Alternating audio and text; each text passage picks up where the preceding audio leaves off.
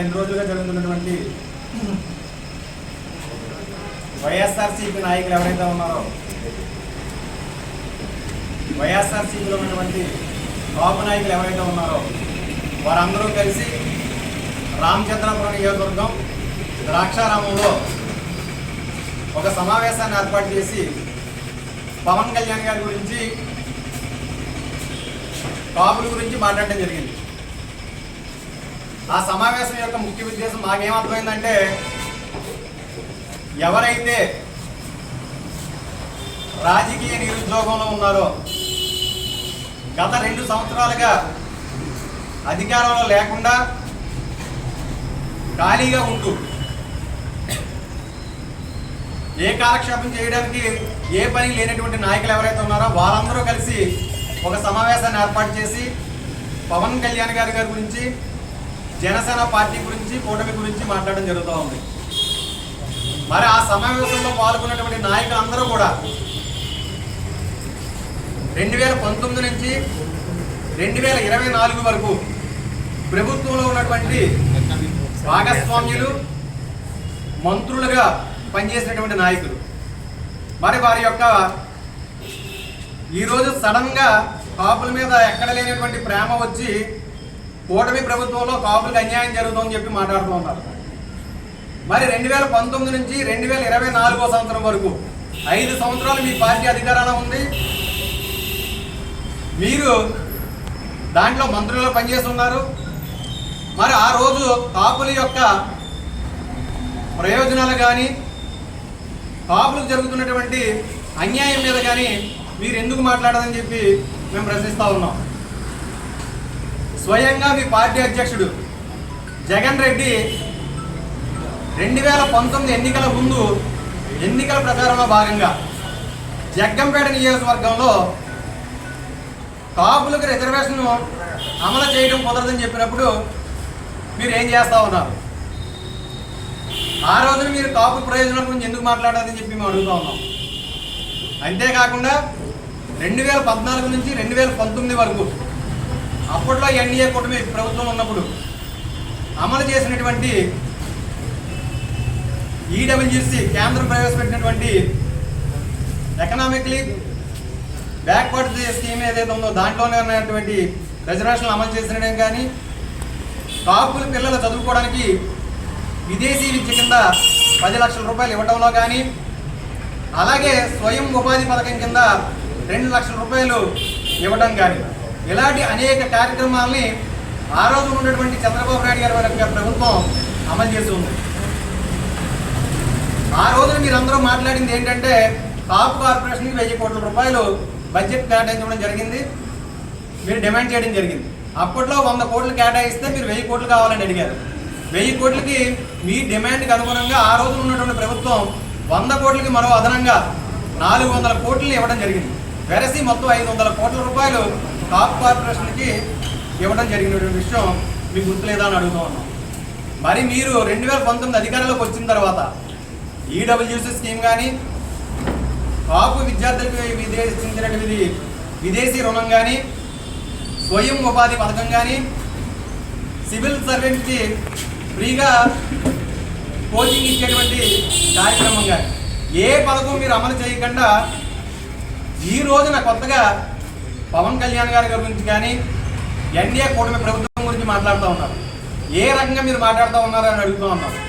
కేవలం మీ రాజకీయ నిరుద్యోగం కోసం కూటమి ప్రభుత్వం అత్యద్భుతంగా పనిచేయడంతో 2 సంవత్సరాలు పూర్తి చేస్తుంది. ఎట్టి పరిస్థితుల్లో, ఏ అవకాశాలు లేని పరిస్థితుల్లో కులాల చిచ్చుని రాజేసి చలికాకపోవడానికి చూస్తున్నటువంటి వైనాన్ని రాష్ట్రంలో ఉన్న ప్రజలు కానీ, ప్రత్యేకించి కాపు యువత కానీ గమనిస్తూ ఉందని చెప్పి మీకు ఈ సందర్భంగా తెలియజేస్తూ ఉన్నాం. ఇవాళ పవన్ కళ్యాణ్ గురించి కమ్యూనిటీకి ఏం చేశారని అడుగుతున్నాం. మీరు ఇవాళ ఎవరి కోసం పనిచేస్తూ ఉన్నారని చెప్పి మేము సూటిగా ప్రశ్నిస్తూ ఉన్నాం. మీరు ఎవరిని ముఖ్యమంత్రిని చేయడం కోసం పనిచేస్తూ ఉన్నారు? ఇవాళ జగన్ రెడ్డిని ముఖ్యమంత్రిని చేయడం కోసం మీరందరూ కూడా ఊడిగం చేస్తున్నది, బానిసత్వం చేస్తున్నది మీరు కాదా అని చెప్పి అడుగుతూ ఉన్నాం. కూటమి ప్రభుత్వం ఏర్పడిన తర్వాత ఈ 2 సంవత్సరాల్లో ఎన్నో అద్భుతమైనటువంటి సంక్షేమ పథకాలు కానీ, ఎన్నో సేవా కార్యక్రమాలు కానీ, ప్రజలకు ఉపయోగపడే విధంగా ఎన్నో రకాలైనటువంటి ప్రాజెక్టులు తీసుకురావడం కానీ, ఇది కూటమిలో కలిసి ఉండడం వల్ల, కూటమి ప్రభుత్వం ఉండడం వల్ల, సెంట్రల్ గవర్నమెంట్తో ఉన్నటువంటి దాంట్లో భాగస్వామ్యం వల్ల ఇవాళ ఇన్ని పథకాలని ఈ రాష్ట్రంలో అమలు చేయగలుగుతూ ఉన్నాం. మరి గతంలో మీరు 2019 నుంచి 24 వరకు ఉన్నటువంటి టైంలో ఏ రోజైనా ప్రాజెక్టులు కానీ తీసుకురావడం జరిగిందా? ఏ రోజైనా సరే నిరుద్యోగుల కోసం మీరు ఏ నిర్ణయాలు తీసుకోవడం జరిగిందా?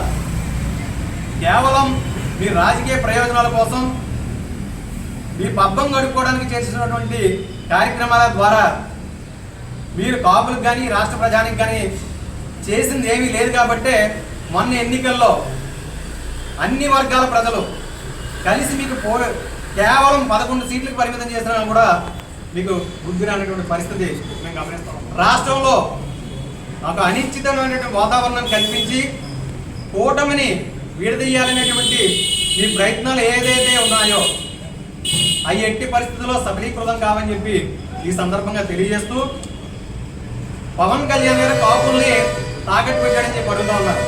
మేం చెప్తూ ఉన్నాం, ఇవాళ కాపు కులానికి సంబంధించి పవన్ కళ్యాణ్ గారు నీతి నిజాయితీగా ఆయన నిర్వహిస్తున్నటువంటి శాఖల ద్వారా కానీ, ఆయన పనిచేసే విధానం ద్వారా కానీ ప్రతి ఒక్కడు కాలర్ ఎత్తుకునే విధంగా ఆయన కూటమిలో పనిచేస్తూనే ఇవాళ కేంద్ర ప్రభుత్వంలో దేశంలోనే అత్యంత బలవంతుడైనటువంటి ప్రధానమంత్రిగా, అత్యధిక కాలం పరిపాలన చేసినటువంటి ప్రధానమంత్రిగా, ప్రపంచ దేశాలు కూడా గర్వించే స్థాయిలో ఉన్నటువంటి భారతదేశ ప్రధాని గౌరవనీయులు శ్రీ నరేంద్ర మోదీజీ గారు సెంట్రల్ హాల్లో మీటింగ్ పెడితే అన్ని రాష్ట్రాల ముఖ్యమంత్రులు ఉన్నటువంటి ఆ సమావేశంలో పవన్ కళ్యాణ్ గారి కోసం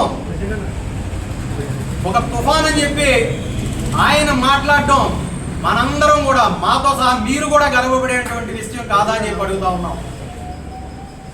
గతంలో ఎంతో మంది పనిచేస్తున్నారు. ఏ రోజైనా ఒక కాపు సంబంధించి ఈ రోజు ఉన్నటువంటి పవన్ కళ్యాణ్ గారి స్థానానికి, దేశంలో ఆయనకు ఉన్నటువంటి గుర్తింపుకి ఏ ఒక్కరనే వెళ్ళగలిగారా? ఇవాళ మీరు చూడలేని తనంతో పవన్ కళ్యాణ్ గారికి కులం అంటించి ఒక కులానికి పరిమితం చేయాలన్నటువంటి భావన ఏదైతే ఉందో అది మీ సంకుచిత తత్వానికి నిదర్శనంగా మేము భావిస్తూ ఉన్నాం. ఇవాళ క్రిమినల్స్ గురించి మాట్లాడుతూ ఉంటే దానికి కులం అంటగట్టద్దని చెప్పి పవన్ కళ్యాణ్ గారికి తెలియజేయడం జరిగింది. దానికి వెంటనే వైఎస్ఆర్సీపీ పార్టీ వాళ్ళు ఎక్కడికక్కడ కంగారు పడిపోతుంటే మాకు అర్థం కాలేదు. పవన్ కళ్యాణ్ గారు క్రిమినల్స్ గురించి మాట్లాడుతూ ఉంటే వీళ్ళెందుకు కంగారు పడుతున్నారా అని తర్వాత అర్థమైన విషయం ఏంటంటే, క్రిమినల్ అందరూ కూడా వైఎస్ఆర్సీపీ పార్టీలో ఉన్నారు కాబట్టి వాళ్ళ కంగారు పడుతున్నారని చెప్పి మేము భావిస్తూ ఉన్నాం. ఎక్కడైనా క్రిమినల్స్కి కులం వద్దని చెప్పి పవన్ కళ్యాణ్ గారు చెప్తే క్రిమినల్స్ అందరూ కలిపి